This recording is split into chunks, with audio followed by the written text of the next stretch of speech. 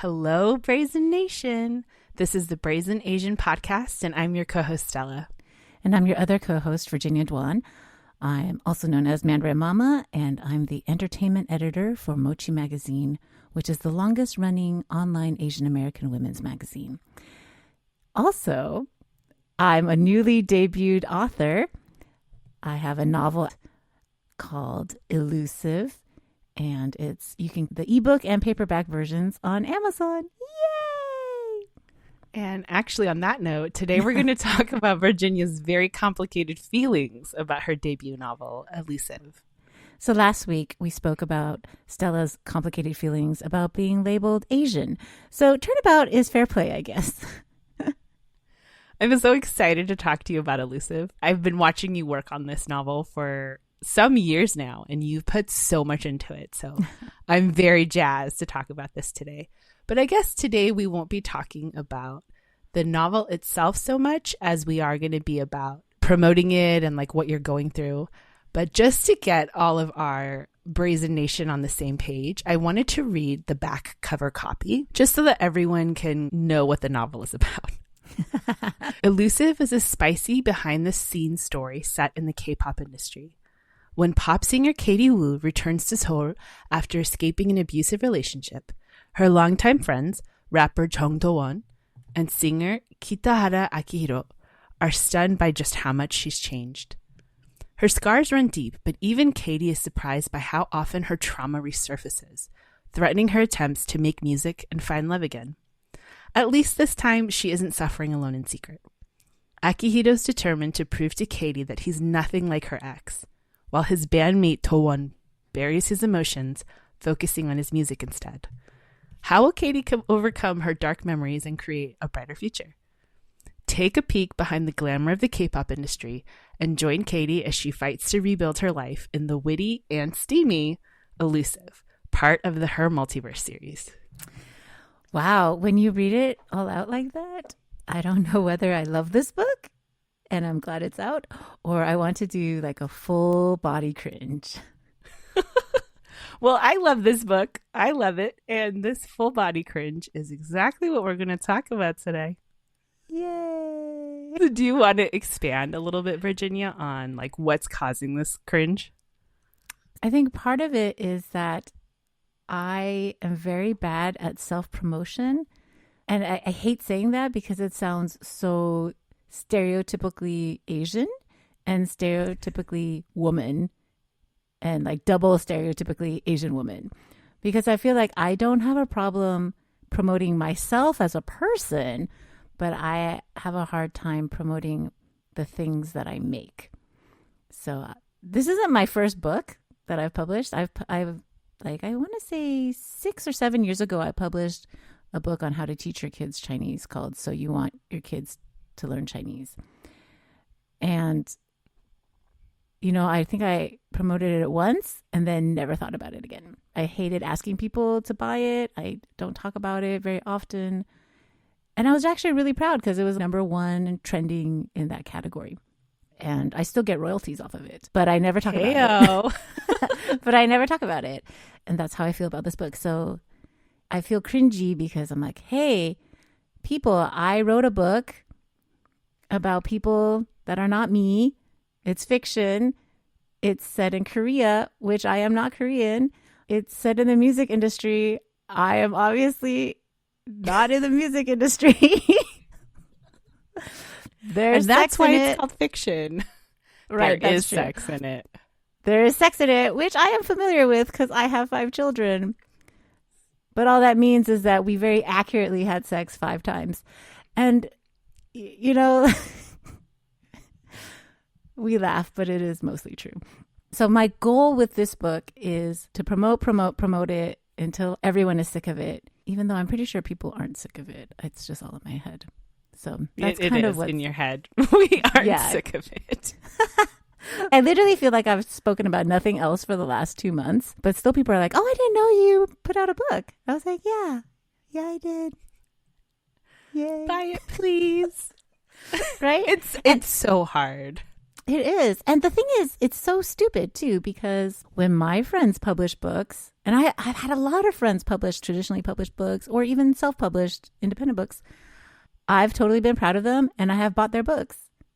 So if anything, why wouldn't they buy mine? Why wouldn't they support me? Right? Like, you know, if we were just purely transactional people, it's like quid pro quo, right? Like, I bought your stuff, you should buy my stuff. In fact, I've bought years worth of your stuff. You should buy years worth of my stuff. But that's not how I want to be in friendships. And also in my head, it's like, well, of course I supported my friends because I love them. But I don't know if people love me that much to spend $9.99 on an ebook or $14.99 on a paperback, especially if it's about K-pop or Asian people and then there's sex in it, you know, and I'm just like, ah. So I haven't even told my mother. I block her on any posts that I post about this book. I block her. Does she know about your book about how to teach your kids to read Chinese? Yeah, she does, but I don't think she really acknowledges. You know what I mean? Like, it means nothing to her because I've never mentioned anything about it to her. She's always just like, oh, you did that? And I was like, yeah. She's like, huh? I'm like, yeah. Let's change the subject to anything else. Literally anything else. It's so funny because I think if we were to ask your friends, oh, do you think Virginia would be uncomfortable with promoting herself? I think a lot of us would say no. Why would she feel uncomfortable about it? Like, this is so great. She's worked so hard, and we're so proud of her. And also, like you said, you are not shy about the ways in which you do enjoy yourself. You're not shy about being glad that you are a wonderful person. Yeah, so it is kind of weird to see you like freaking out a little over this. It is. And I hate it because, one, I don't like freaking out. Two, I feel really cliche, and I try to avoid being cliche unless if it's ironic. And this is very unironically cliche. I think there's something really vulnerable about creating something and asking other people to support it. Yeah. And it's funny the kind of lies that sneak in, right? So on any given day, I feel like I know I'm a good writer. And not just good, I think I'm a great writer. And yet, you know, this talking about this book, I'm like, oh my God, what if this book is actually terrible? What if everyone who has told me it's good is lying to me because they're my friends or because I've paid them, and in order for me to continue paying them, they have to keep me happy. So then if you follow that logic, the only way I would believe that this book is good is if someone who this book is totally not for, so let's say like a really old white man, MAGA person, right? Like the complete antithesis of everything that I love. The only way that I would think that maybe someone's not lying to me is literally the last person on earth who would like this book likes this book. So basically I've set myself for complete failure because there's no way that person will like this book. So it's so dumb. But anyone who likes it, I have a way to explain away why they like it. Right? It's right. So stupid. Like you're sabotaging yourself. Right. So my main goal with this book isn't actually just to publish it, but to keep talking about it and to keep pretending I'm proud of it. I mean, I am proud of it, but practice being proud of it in public until it feels less uncomfortable. So here I am practicing. Yay. Yay. I think a lot of people share that complicated feeling. And weirdly enough for me, it also extends to my kids. I feel so, right? Like I feel so proud of them and I'm so delighted by them. But I also feel weird being very public about it. And I'm not like, maybe it's Asian. Maybe it's because I'm a woman. Yeah. Yes. And a part of it, I tell people, it's because if you're too happy, the gods will punish you. Yes. We have talked about this before offline. But yes, it is totally hubris. It is pointing the gods in your direction. It's like if you talk too much about how much you love your kids, how great they are, then the gods are going to notice and they'll be like, oh, yeah? So I wonder if that's also like a piece of it, right? Where we're just kind of like, this is something that you've worked so hard on, and people do think it's amazing. People are so excited for this book to be coming out. And yet you're still like, oh, Lord, I don't know how I feel about this. Yeah, that's a very interesting point. I'm not sure if it's quite the same. I guess it is, because I'm worried that I'm not as good as I think I am. So it's similar to that, but not quite the same, because I am unequivocally certain that my children are fantastic. It's that I don't want the powers that be to notice, and they'll be like, you guys have lived a little too soft a life. So for narrative interest, we'll fuck shit up a bit. And I'll be like, no, why though? The gods are doing it for the plot. Yeah. And I'm like, we don't need plot. No, this is slice of life. Yeah, our genre is slice of life. Thank you. Yes. I don't need adventure. I don't even need sex that much. Like slice of life. We just want to talk about food. We want to have fun conversations. We want to be financially stable. We want to live in a safe and secure area. We want the softest life possible. The dream. Yes. But speaking about sex, so you and I are pretty open when it comes to talking about sex. We're recommending smutty novels to people. But has it been hard to promote Illusive, like knowing it has some really steamy sex scenes? Yeah, and even when you say steamy sex scenes, part of me wants to qualify it. It's that same feeling like, well, maybe I'm actually bad at sex and no one has told me, because the last person I've slept with, and the only person I've slept with for the last 23 years, is my husband. So... And he's not allowed to complain. Right, because he should just be grateful. So yeah, part of the worry about there being sex in this book is that when people say, oh, it's steamy, oh, it's so spicy. And I'm just like, but it's not really that steamy, spicy. I feel like it's pretty run-of-the-mill sex. Maybe it's written not run-of-the-mill, but I don't, there's nothing that spectacularly surprising or flexible. It's not porn, where it's like, right. Oh, that's just not possible or realistic. Right. Yeah. So like we're not aiming for UTIs here. No. And it's so funny that you mentioned the UTI, because that's a throwaway comment in my book. But spoiler alert. So yeah, I feel a little bit awkward because I'm like, well, what if people read this and they're like, that's not how sex works. That's not even sexy. So part of me is just worried about being judged for your sexual prowess. Yeah, my understanding of sex. And then the other part is that it's like you made porn and then you gave it to your friends and strangers to read the porn, and then they comment on the porn to you. There's a lot of plot, friends. For those of you who have not read Illusive, there's a lot of plot with this porn, and some of the plot is very sad. Our girl Katie goes through it. Yes. But it is difficult because I feel like there's this sense of expectation, and I think you really don't want people to expect something they're not going to receive when it comes to the book.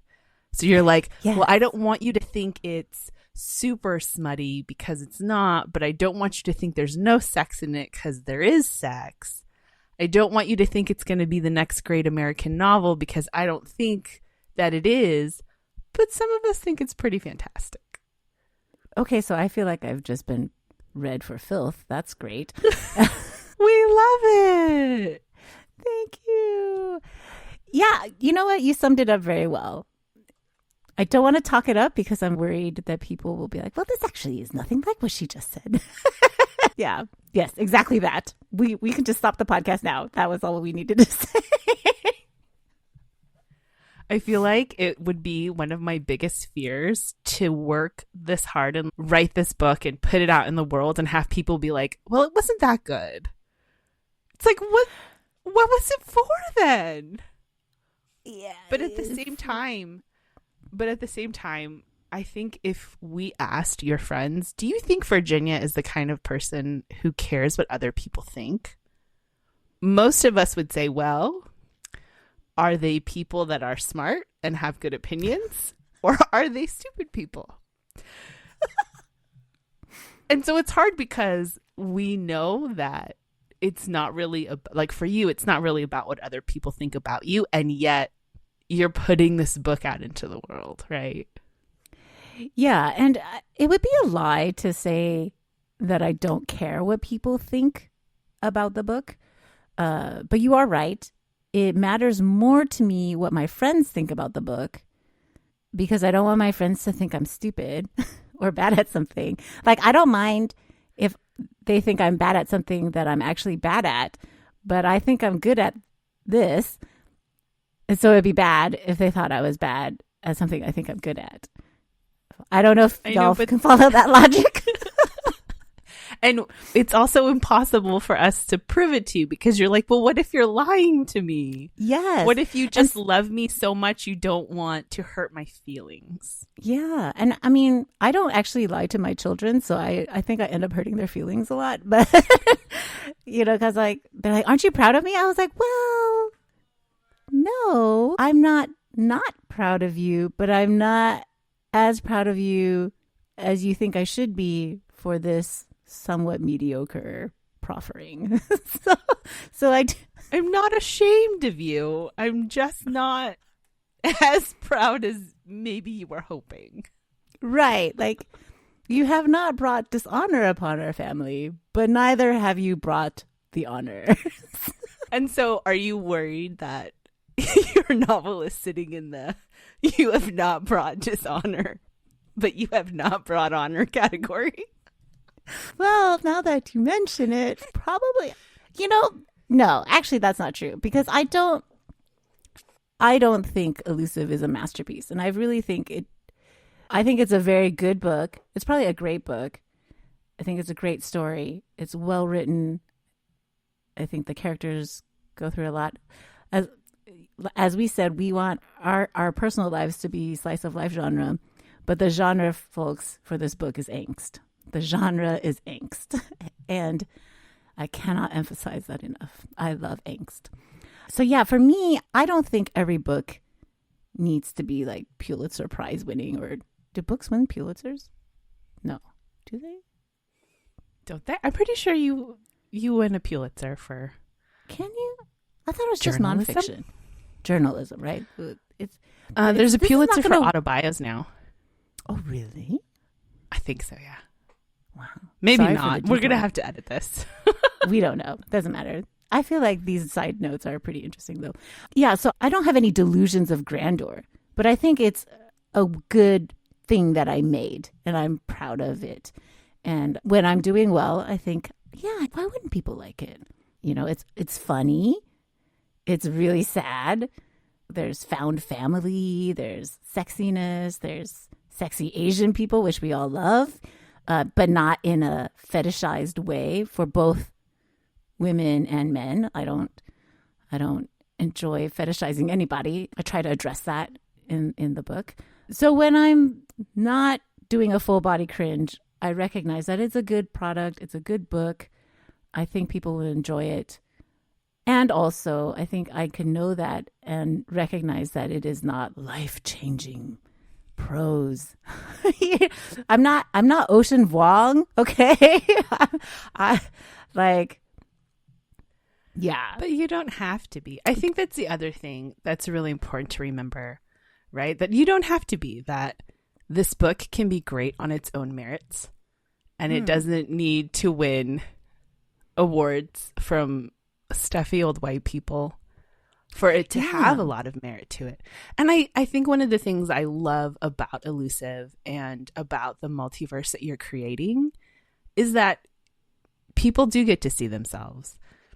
And this is a story of somebody who has tried so hard to make her mark on the world and to heal from what she's been through, to take accountability for her choices, and to do the best she can with some of the shitty hands she was dealt. And I think that that's ultimately a really amazing thing to put out into the world. Like, that's an amazing vibe to put out there for people, that you can find family and heal and grow, even if some of the things that happened to you were shitty and some of the things that you did were shitty, that there's still redemption and joy at the end of it. And so I'm like, that's fantastic. Like, that's beautiful. I really like this book that you're talking about. Right? I think we should be very excited for this book. So do you think that you would feel differently about Illusive and promoting it if it had been traditionally published versus self-published? Yes, I think. But since I am not traditionally published, I have no idea.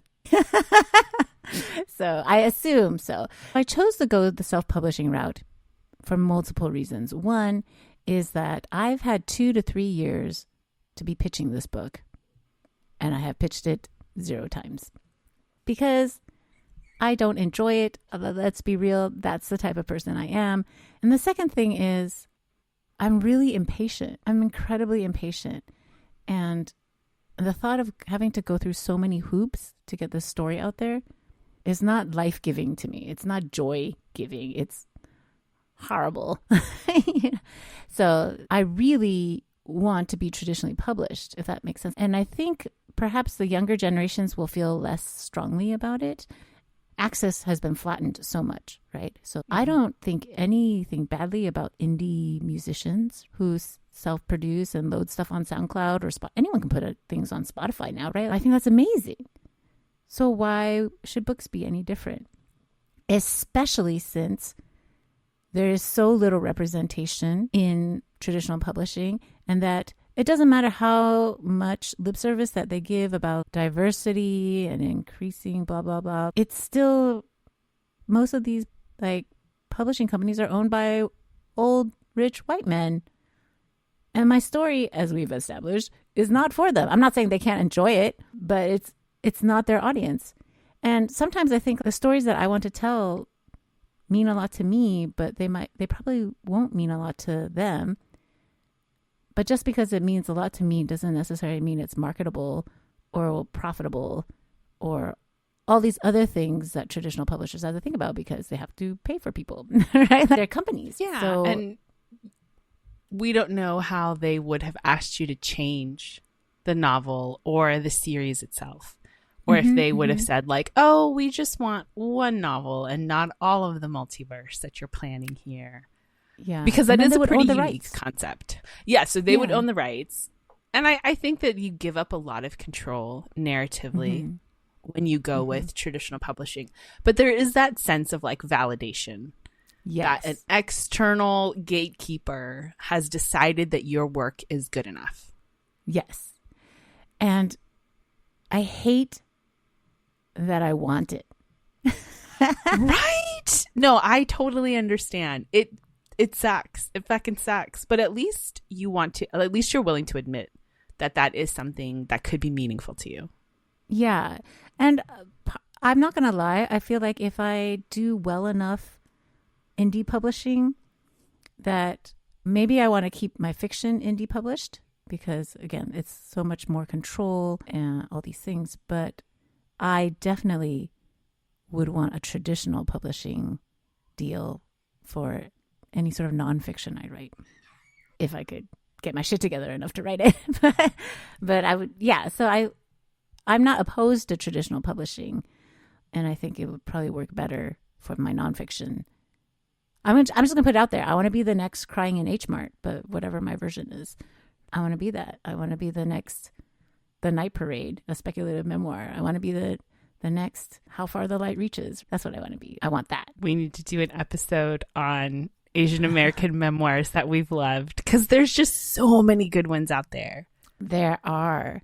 And I can't wait for you to add yours to the pantheon. I don't even know if it would be a memoir.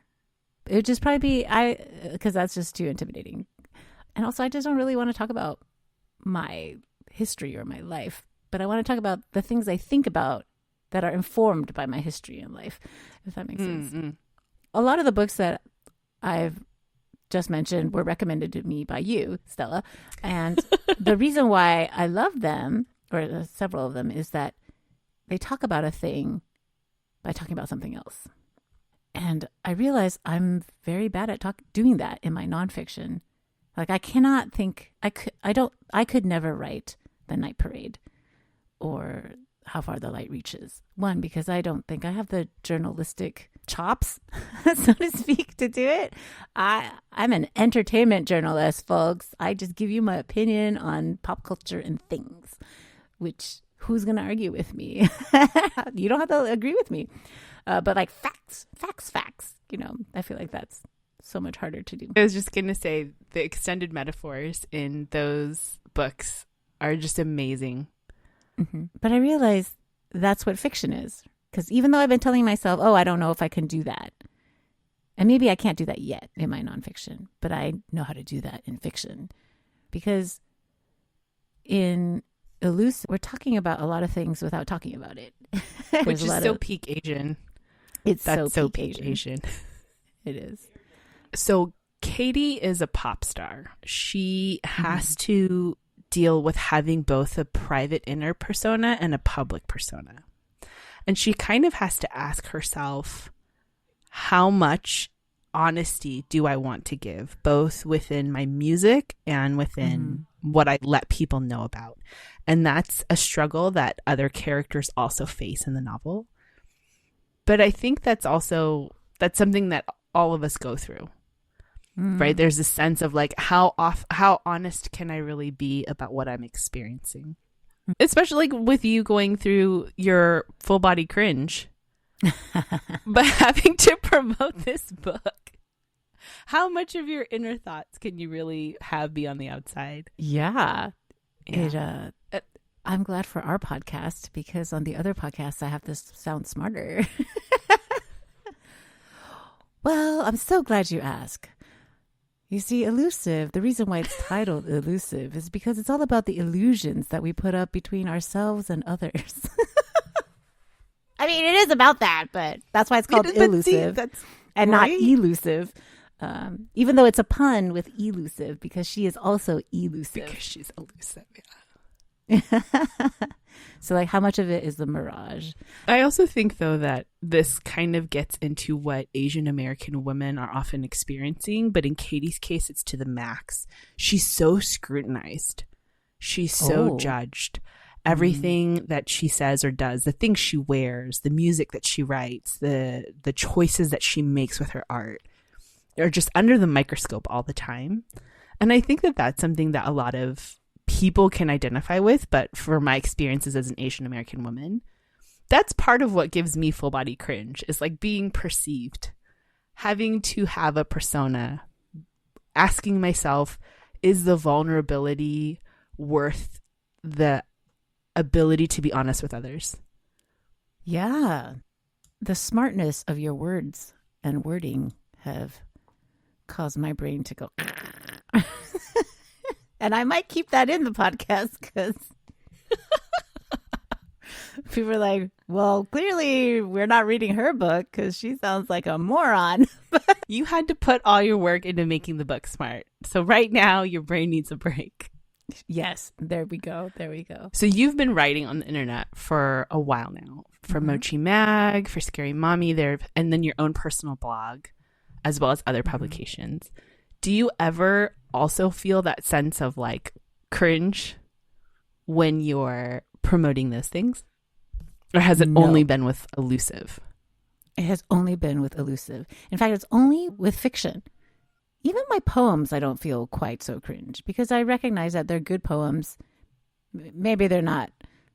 See, there's that urge to qualify again. Like, maybe they're not like Maya Angelou style poems, but they're still okay.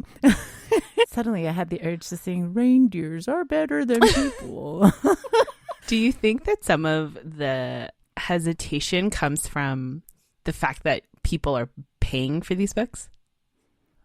Well, I didn't feel that hesitation when people were paying for my Chinese book. So I felt a little bit bad because it was basically reworked blog entries, but I recognized that I was saving people time from having to scour online and read.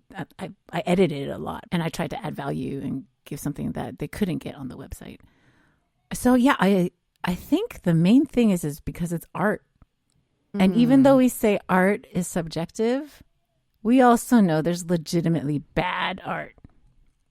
There are some bad novels out there. No. There are, you and I know, there are some bad books out there. And you know what? I don't want to yuck someone's yum. And also, what is this garbage that we're reading? Like objectively bad. You think, okay, we know that people have different stylistic preferences. Right. People can connect with all kinds of media, even if it's not objectively well done. That doesn't mean a person can't have an emotional reaction or a connection to it. Right. But some of these books are just objectively shitty. You think like, my God, who paid you to write this? Yeah, and they made millions. There's like movie franchises. It's just bad. And so why not you? Why not you? Why can't you have a great book that's going to be published? Yes. And hopefully you'll make millions. That's what we're manifesting. Millions. My husband would be super, super pleased if that happened. When that happens. Yes, but does he know that it will be going to BTS? Yes, he does. Well, that's okay. Not all of it. Not all of it. Well, if it's millions, the majority of it goes to children, and then Hybe. Hybe is the parent company of BTS for folks who are not in the know. No, the reason why my husband wants me to make money is so that I can spend it on hobbies and have it not take away from the children. He's fine with me having hobbies, but he's more fine with the hobbies paying for themselves. And that's what we're hoping, right? With the novel. Yeah. Yeah. Someone asked me once, like, what success would look like for me. Actually, that someone is my husband. He's like, what? You chose a really shitty field. It's a really difficult field. AI is moving in. Like, there's so many books. Everyone wants to be published. And now that anyone can self-publish, there's so many books out there, right? Like, he's like, I just don't want you to be sad. I don't want you to feel bad about yourself. Not that you made anything bad, but that it's just a really difficult field. It doesn't matter how good it is.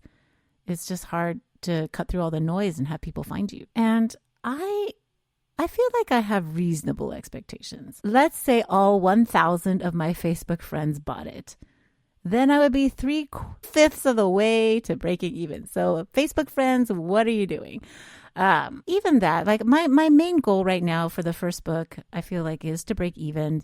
And I know that most people don't make money in fiction writing until they have a reasonable backlist, because it's hard to sell one book, but it's easy to sell 3 because it's the same amount of work. I don't expect to be an overnight smash, but if I can break even, if people like the book, if people are talking about the book, it doesn't have to be, I don't have to break out on viral book talk, right? Would I like that? Of course I would. I'm not stupid, but I do not expect the predominantly white book talkers to be like, that's the book I want to read. An Asian American woman in her 30s dealing with trauma with Asian pop stars set in Korea. And everybody's super hot. Right. Where I use words that they might not be familiar with, or talk about culture in a way that they might not be familiar with.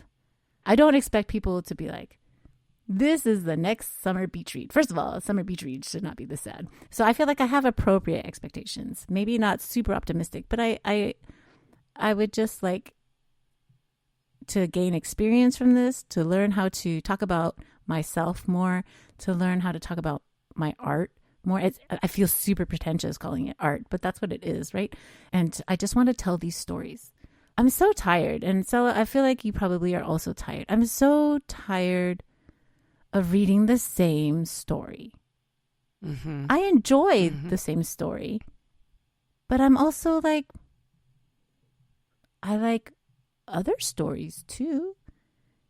And I would like these stories to sometimes look like a fantasy of me. You know what I mean? Like, That's enough reason to put it out in the world. Right? Yeah. So that's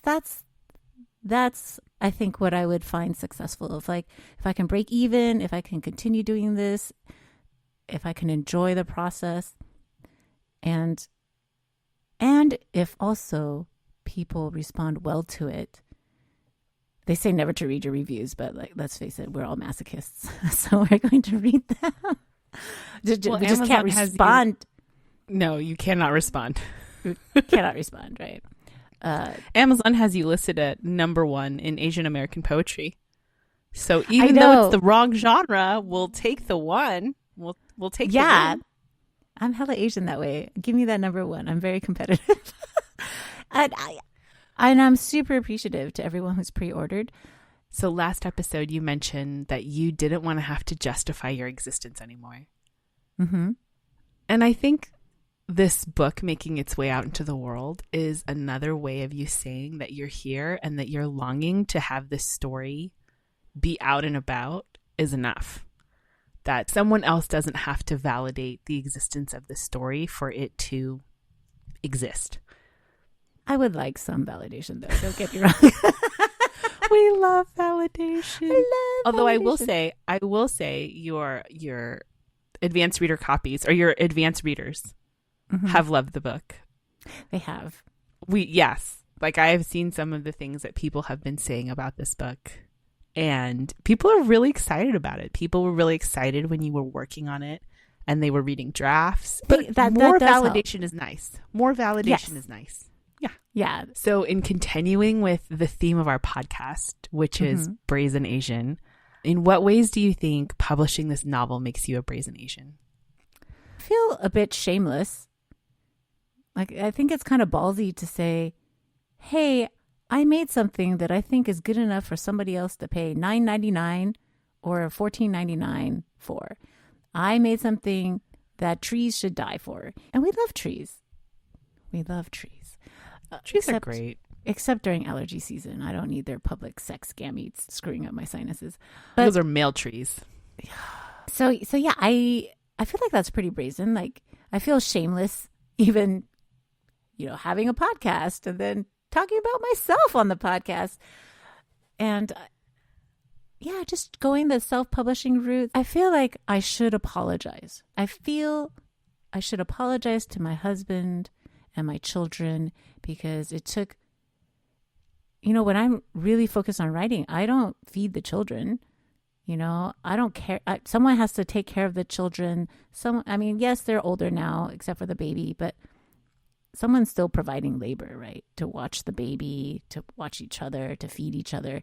I feel like I should apologize. Like, oh, this is money. Like the time I spent writing this book, I could have been writing or pitching paid opportunities. The amount of the thousands of dollars I have spent on this book for like editing and art and cultural edits, and I tried to hire women of color in particular and Asian women, and even though some of them are my friends and they tried to say take less money, I tried to convince them to take more money, which seems counterintuitive, but I want people to value their labor. And I know for many folks, they would not get the opportunity to work on a novel unless if someone took a risk on them, right? So my hope is that if I continue to be successful, not that other people's success rides on me or whatever, but like that I can continue to provide other opportunities for my friends and people I respect. But yeah, I feel bad. That's money that could have been spent on vacations for my kids or different education things or whatever's put into our retirement. I have 5 children, could be put into their education, although I don't know how educated they'll be. But like, it's opportunity cost, it's actual cost. It takes time away from my family, which, to be honest, if it wasn't this book, it'd be something else, because I am not one of those people who have to be like stuck to my kids or whatever. But yeah, I feel constantly as if I need to apologize for doing this. I feel constantly sorry to my husband, or like when people hear like, oh, your husband lets you do these things? I feel like I should apologize to him. I feel like I should apologize to my children that, hey, mommy's writing stories. Mommy's telling truth by writing lies, by writing about made up people. And then they're like, Mommy, tell us a story. I was like, no, I don't do that. I don't tell bedtime stories, but I'll write 96,000 words about make-believe people in the K-pop world. You know, so I constantly feel as if I should be sorry for what I'm doing. And part of me is incredibly sorry. And then the other part of me is just like, real. Yeah. And I feel like, oh, I have to succeed at this book because otherwise my husband will be like, no, you can't spend money on the second one. Or I have to succeed, or I have to also launch my like other writing career so that I can justify this. Like I constantly feel like I have to justify my decisions. And isn't justification just a fancy term for apologizing? I mean, that's what apologetics is, right? You know, to prove something, to justify something. And that's how I feel all the time. And then the other part of me is like, why? Why should I have to apologize? Why is my hobby not valid? Why is me wanting to tell a story that is in my brain and I want to get it out of my soul and onto like electronic bits or paper? Why is that? Why should I apologize for that? Why? Why should I apologize for having desires and wants? Why? If my husband wanted to do this, no one would be like, oh, he should apologize to you because, oh, he makes the money, so he gets to decide where the money goes, right? Like there's all these, or if my kids want to do something, no one would be like, whoa, why do you have to do that? It's be like, oh, you should foster their children's dreams. But because I'm kind of old, I'm turning 46 this year, I have 5 kids, I should just not do things. Yeah. Right? Yeah. Right. So you are brazenly making your dreams come true and trying to bring other people along with you, right? Yes. So I feel like another way that I would feel successful is that someone watching me do this, it makes them think, hey, that thing that I want to do, I can do it. Or, hey, that thing I want to do, I'm worth doing it. That actually would be a bigger measure of success. Of course, I would like to break even, but that would be even cooler. And if they get really famous, I would really like them to remember this, how I helped them along in the process, and they could just let me ride on their coattails, because I feel like riding on someone's coattails is so much easier than doing things yourself. So please do that so I don't have to work as hard. And so I would like to acknowledge Virginia for being my inspiration. No, I tell you all the time that you are one of those people that makes me think that I could do the impossible. I really think that you exist as that person for a lot of folks by being brazen and by giving yourself a chance and by taking your desires seriously. Now I'm going to cry so we can end the podcast here. So that was Brazn Azn with me, one of your co-hosts, Stella. And me, Virginia Duan. Please buy my book. Please go check out Virginia's book, Illusive. It's available on Amazon in both paperback and Kindle. This has been episode 2 of Brazn Azn Podcast. Good night, Brazn Nation.